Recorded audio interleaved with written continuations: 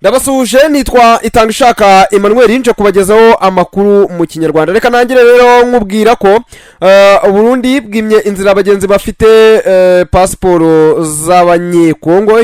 Nyuma kandi reka tukubwire ko ibitero byakajije umurego hagati y'Ubuhinde na Pakistan.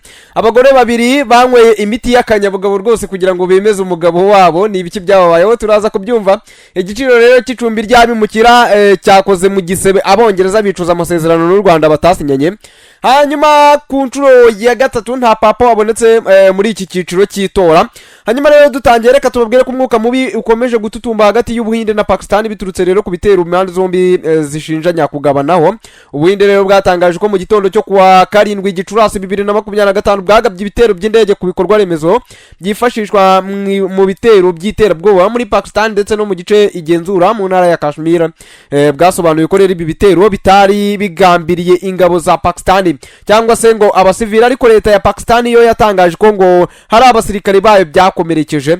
Hanyuma itangazo rya guverinoma y'Ubuhinde riravuga ngo nta bikorwa by'ingabo za Pakistan byagabweho ibitero. Ubuhinde bwashishoje cyane mu guhitamo aho kurasa ndetse no mu buryo bwo kuharasa. Minisitiri w'ingabo wa Pakistan bamwita Shehbaz Sharif yatangaje ko ibi bitero ari iby'ubugwari kandi ko ngo igihugu cye gifite uburenganzira bwose bwo gusubizanya imbaraga iki gikorwa cy'intambara twashojweho n'Ubuhinde. Niko rero bakomeza bavuga. Uyu muyobozi rero yatangaje ko ingabo za Pakistan zanuye drone 12 zo mu Buhinde mu ijoro zirimo rero iyari igiye kurasa ibirindiro byazo biri hafi y'umujyi wa Lahore mu birometero 24 uvuye ku mupaka. Nyuma rero yo guteguza ko Pakistan ifite uburenganzira bwo kwihorera, ingabo zayo nazo zarashe mu gace ka Poch na Tangdar tugenzurwa rero n'Ubuhinde muri Kashmir. Minisiteri y'Ububanyi n'Amahanga y'Ubuhinde yasobanuye ko igitero cyo muri Poch ngo hafi y'umurongo ugabanya Kashmir mo kabiri ngo cyapfiriyemo abantu 13. Ibi bitero rero bikurikiye ibyagabwe mu kibaya cya Basalan muri Kashmir tariki ya 22 Mata. Byapfiriye muri abasivile 26. Iki kibaya kigenzurwa n'Ubuhinde. Ubuhinde bwashinje ingabo za Pakistan kugira uruhare muri ibi bitero, gusa leta ya Pakistan yarabihakanye isaba ko ngo hakorwa ubwiperereza ritabugamye kugira ngo rero ukuri kugaragare. Ubu ingabo z'Ubuhinde rero ziri maso kuko rero zibona ko ngo intambara yakomera kurushaho. Amashuri rero yo mu bice bigenzura muri Kashmir yamaze gufungwa. Hanyuma kandi tuvuye kuri inkuru reka tubabwire ko abagore babiri bahuje umugabo batuye mu gace ka Dakwa muri Bari area council y'umujyi wa Abuja bajyanywe rero mu bitaro nyuma yo gufata umuti wa gakondo uzwi nka Kayan Mata mu rwego rwo gushimisha umugabo wabo wari uherutse kurongora umugore wa gatatu. Hanyuma rero nkuko Daily Trust yabitangaje, abo bagore bafashe uyu muti nyuma y'iminsi 3 umugabo wabo Musa Muhammad akoze ubukwe n'umugore mushya ukomoka Igusa muri leta ya Zamfara. Hanyuma rero bivugwa ko ngo bari bawufatanye n'amata, ariko kuri iyi ncuro bawuhawe mwifu, aho rero kuba mwisukari nkuko byari bisanzwe. Musa yavuze ko rero ngo yahamagawe avuye ku mugore mushya, bamubwira ko abagore be babiri batameze neza. Yahise rero basanga basakuza barira kubera uburibwe bwo mu nda.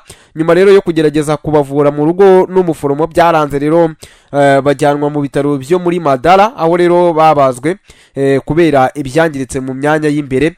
Aba bagore rero bashyizwe mu bitaro icyumweru kimwe hanyuma barekurwa ku wa mbere. Biravugwa ko rero ngo bari basanzwe bafata uyu muti wa gakondo utangwa n'umuvuzi w'umugore, ariko koko kuri iyi ncuro bawuhawe mu bundi buryo budasanzwe. Umuganga w'indwara z'abagore Dr. Taye Anifowose yahise atanga impuruza asaba abagore kwirinda gufata bene ibi byatsi bya gakondo. Avuga ko rero ngo bishobora kwangiza imyanya ndangagitsina ndetse no guteza ibibazo birambye ku buzima. Hanyuma tuva kuri iyi ngingo reka tubabwire ko abanyapolitike bo mu mashyaka atavuga rumwe n'ubutegetsi mu Bwongereza bakomeje kotsa igitutu guverinoma y'Ubwongereza kubera ikiguzi cyo gucumbikira bimukira mu mahoteli kikubye gatatu.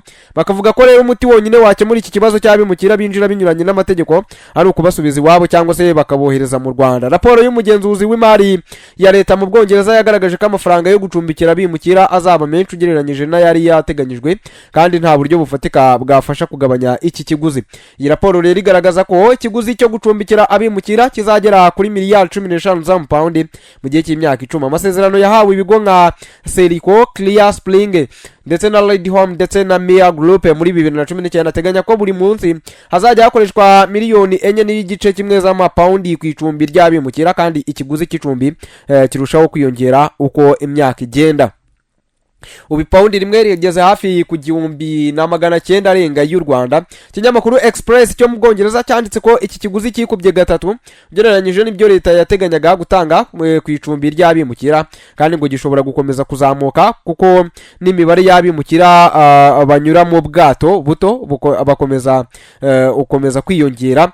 Umuyobozi wo mu ishyaka ry'abakonservateri ugenzura Minisiteri y'Umutekano mu gihugu bamwita Chris Philippe yavuze ko ikiguzi cy'amacumbi kiyongera bikabera umutwaro rero abaturage. Ishyaka ry'abakozi ryananiwe gucunga imipaka ndetse muri uyu mwaka nibwo hambutse abimukira benshi mu buryo bunyuranye n'amategeko. Ingaruka rero ngo ziri kwiyongera mu mahoteli, bigakomeza rero kuba umutwaro w'abaturage bakagenda n'ubundi bishyura imisoro yo kuba bafasha abimukira.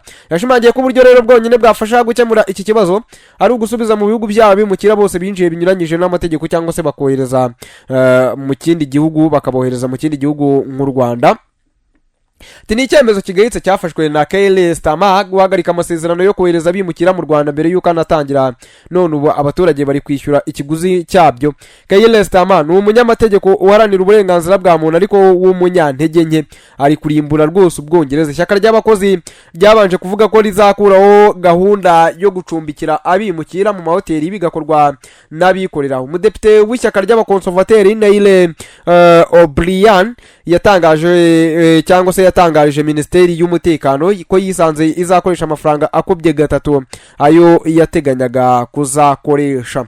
Hanyuma rero ati ubusanzwe umuntu yakabaye rwose yegura kubera gukoresha nabi miliyari 10 z'amapaundi, ariko rwose nta muntu uzabikora. Umubare munini utarigeze ubaho uri kwambuka banyuze mu nzira zitemewe n'amategeko, kandi rwose nibikemuka vuba keretse nituva mu bihu by'amategeko y'uburenganzira bwa muntu byashyizweho na Starmer ndetse n'amategeko ashyira imbere inyungu z'abimukira kurusha iz'Abongereza. Umudepite wo mu ishyaka Reform UK Sarah Pochin ubwo yavugaga rero ku mubare munini w'abimukira binjira mu Bwongereza yashinje guverinoma ishyaka ry'abakozi kwirengagiza inyungu z'abaturage. Tereka mbivuge neza, Ubwongereza si umuryango w'abagira neza bubereyeho gukorera abene gihugu mbere y'undi wese. Mubare munini rero wabinjira uradukenesha twese, bikongera ibyaha kandi bikongera ibyago ku baturage. Yavuze ko ngo uko bizagenda kose ishyaka ryabo ritazemera ko abimukira bacumbikirwa muri za hoteli mu duce bayobora. Ati rwose igihe Reform UK izabigeze ku butegetsi tuzasubiza iwabo aba bantu bose binjiye mu gihugu mu buryo bunyuranye n'amategeko. Tuzagenzura imipaka yacu yose, tunebeza abagomba kuba aha ndetse n'abatabyemerewe bagomba kubaha umuco wacu, bakemera kubaho nkatwe, bakanatanga umusaruro muri sosiyete.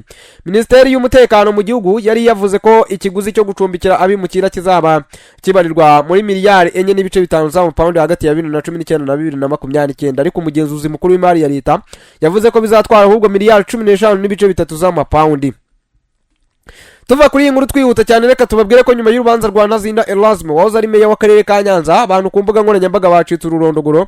Bamwe bagaragaza ko ngo wibwe ibyo akurikiranyweho byo guta urugo n'ubushoreke ngo bitakabaye ahubwo icyaha cyafungisha umuntu. Ntazinda yagejejwe mu rukiko rw'ibanze rwa Kicukiro kuwa 6 Gicurasi 2025 agiye kuburana ku ifunga n'ifungurwa ry'agateganyo, ariko urubanza rwe rurasubikwa kuko hatanzwe inzitizi ndemyagihugu igomba kubanza gusuzumwa. Nyuma y'uko rero abantu bumvise ibikubiye mu nzitizi yatanzwe irebana no gukurikirana cyangwa se n'ikurikirana ry'icyaha cy'ubushoreke n'icyo guta urugo, inkuru zarahindutse benshi ahubwo baganzwa n'amarangamutima bagaragaza ko ibyo bitakabaye cyakurikiranyweho. Ku mugoroba wo kuwa 6 Gicurasi 2025 ku mbuga nkoranyambaga inkuru zagarukaga cyane kuri Ntazinda Erasme ndetse n'ibyo aregwa. Niwe mwiza Anne Marie yaravuze ati nanone se nyuma y'uko impamvu ndemyagihugu zikomeje kumbana agaterera nzamba, meya biriya byaha yabikoranye nande warihe?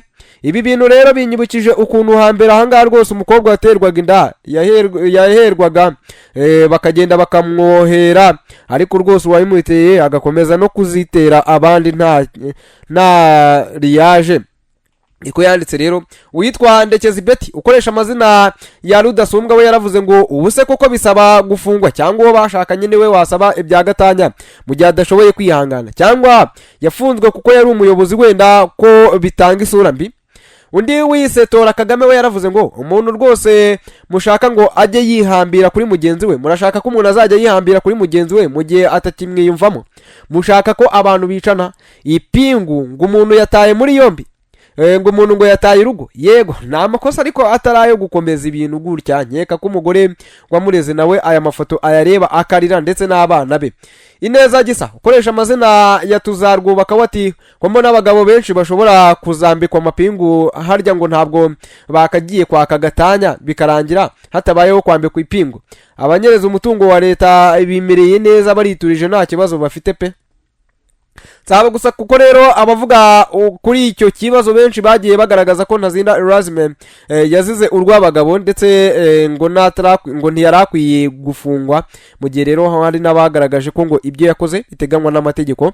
Munyamategeko Maître Uwitonze Jean Marie Vianney yabwiye ikinyamakuru igiye ko ubushoreke no guta urugo ari ibyaha biteganywa n'igitabo cy'amategeko ahana y'u Rwanda, bityo ko rero ngo ubikurikiranweho iyo hagaragaye ibimenyetso atabura guhanwa. Ati niba rero ibikorwa yakoze bihuye n'ibiteganywa mu ngingo z'amategeko koko icyo ni icyaha, kandi rwose ndahamya ko ubushinjacyaha butashyira ikirego mu rukiko budafite ikimenyetso. Byanze bikunze rero ngo hari ibihano biteganywa n'itegeko kandi ngo harimo n'igifungo. Yakomeje avuga ngo abanyarwanda bumva atahanwa ariko nuko baba badasobanukiwe amategeko rwose ntabwo naguhisha, icyo ni icyaha giteganywa n'amategeko. Yavuze ko rero ngo ibyo byaha biri mu mpamvu zishobora gutuma ahubwo habaho gatanya ariko bishingira ku kirego cy'uwahemukiwe mu bashyingiranwe. Hanyuma rero twerekeza ku musozo, reka tubabwire ko mu cyiciro cya gatatu cy'umunsi wa kabiri w'amatora y'umushumba mukuru wa Kiliziya Gatolika ku isi ari kubera i Vatican hongeye kugaragara rero umwotsi w'umukara, bivuze ko nta papa watowe. Ni amatora rero yo gusimbura Papa Francis witabye Imana kwa 21 Mata 2025 ku myaka 88 y'amavuko, nyuma y'igihe yari amaze arwaye indwara z'ubuhumekero. Gutora papa mushya byatangiye kuri uyu wa 7 Gicurasi 2025 ariko ku nshuro ya mbere ntiyabashije kuboneka. Umwotsi w'umukara wasohotse nyuma y'amatora abiri yabaye kuri uyu wa 4, bivuze ko rero mu masaha ari imbere nabwo haba andi matora abiri mu gushaka uhagararira Kiliziya Gatolika ku isi. Ni amatora rero ari kubera muri Chapelle ya Sistine mu mwiherero utorerwamo papa uzwi nka conclave. Ari gukorwa rero n'abakardinali 133 barimo n'umushumba wa Archdiocese ya Kigali Antoine Cardinal Kambanda. No mubare rero wiyongereye kuko muri 2005 papa yari yatowe n'abakardinali 115 ari nako byagenze muri 2013. Muri aya matora ya papa Afrika ihagarariwe n'abakardinali 17, Burayi buhagarariwe n'abakardinali 52, Aziya ifite 23, Amerika y'Epfo niyo hagati zifite 17, mu gihe Amerika ya ruguru ifite 20, Oceania ikagira 4. Hanyuma rero aba bakardinali bose bagomba gutora papa baturuka mu bihugu 69, impuzandengo y'imyaka yabo ni 70 n'amezi 3. Umuto muri bo ni Michaela wo muri Ukraine afite imyaka 45, umukuru ni Carlos Osolo Sierra wo muri Espagne afite imyaka 79. Gutora bikorwa 4 ku munsi, 2 mu gitondo ndetse na 2 nyuma ya saa sita kugeza habonetse utsinda. Hanyuma rero nitwa Itangishaka Emmanuel, reka mbifurize ibihe byiza.